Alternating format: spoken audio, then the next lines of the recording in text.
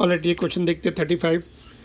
As shown below, the bob A of the pendulum having the mass as sticking up length r is released from the 60 degree to the vertical. It hits another bob B of the half of the mass that is at rest on the frictionless table in the center. Assuming elastic collision, the magnitude of velocity of bob A after the collision will be. तो देखो, it is the case of what is called, पहले तो velocity निकालनी पड़ेगी हमें, gravitational potential energy converts into kinetic energy, उसके बाद collision का केस है, पहले वेलोसिटी निकाल लेते हैं. तो देखो ये आर है इसकी स्ट्रिंग की लेंथ, तो ये 60 डिग्री है, तो ये जो है ये डिस्टेंस तो आ जाएगी आपकी r/2, तो बाकी नीचे की भी जो हाइट है वो भी r/2 रहेगी. फिर तो r/2 से बॉब को छोड़ा तो उसकी पोटेंशियल एनर्जी काइनेटिक एनर्जी में कन्वर्ट हो गई. तो kinetic energy is equal to half mv² which comes from the potential energy mg h is equal to r/2. तो यहाँ से m गया 2 गया, तो v is equal to √rg आ गया.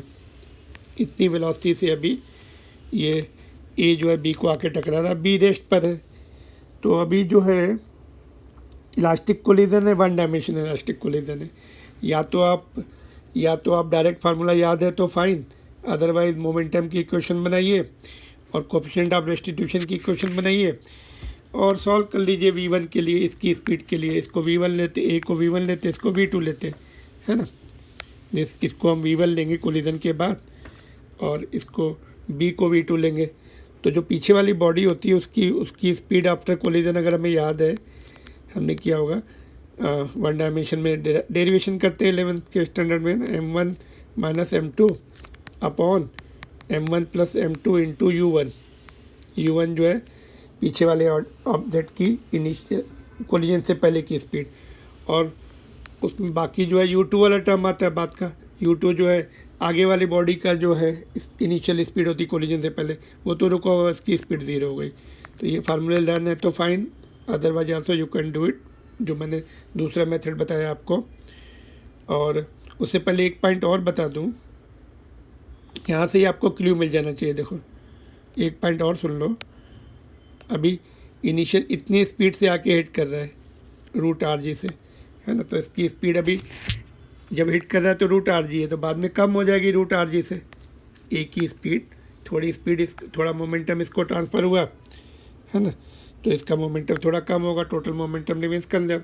तो rg से √rg से ऑप्शन कम कौन से है ना, कम या उसके बराबर. ये भी रूल आउट हो गया, ये मोर हो गया, मोर तो हो ही नहीं सकता, ये भी रूल आउट हो गया, बच्चा ये और ये, है ना. उसमें भी देखो जो छोटी बॉडी है मास, वो थोड़ा फास्ट जाएगी, तो यही ऑप्शन बच गया. देखो छोटा वाला जो मास है वो फास्ट हो जाता है थोड़ा, तो ये वाला ऑप्शन होगा. ठीक है, फिर भी हम निकाल लेते हैं ये वाले फार्मूले से. m1 माइनस m2, m1 जो है ये 1 है, इसको हमने 1 लिया है, इसकी ये 1 है और ये 2 है ना. पीछे वाले को जो पीछे से आके टकराती है उसको 1 लेते हैं नॉर्मली.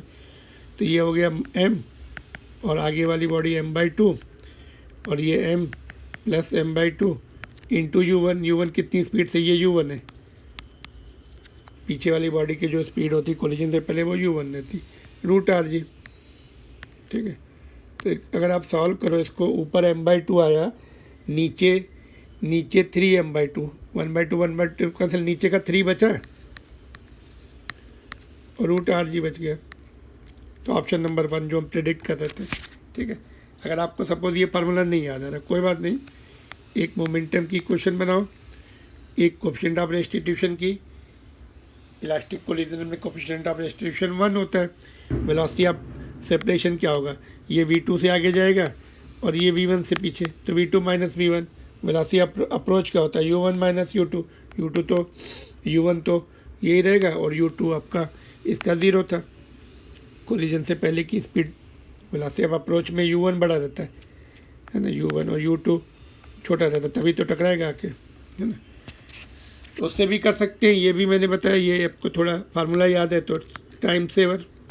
क्लियर, आपको लेक्चर्स पसंद आ रहे हैं, सॉल्विंग पसंद आ रही है, तो please subscribe the channel. Thank you. We will move on to the next question now. Alright.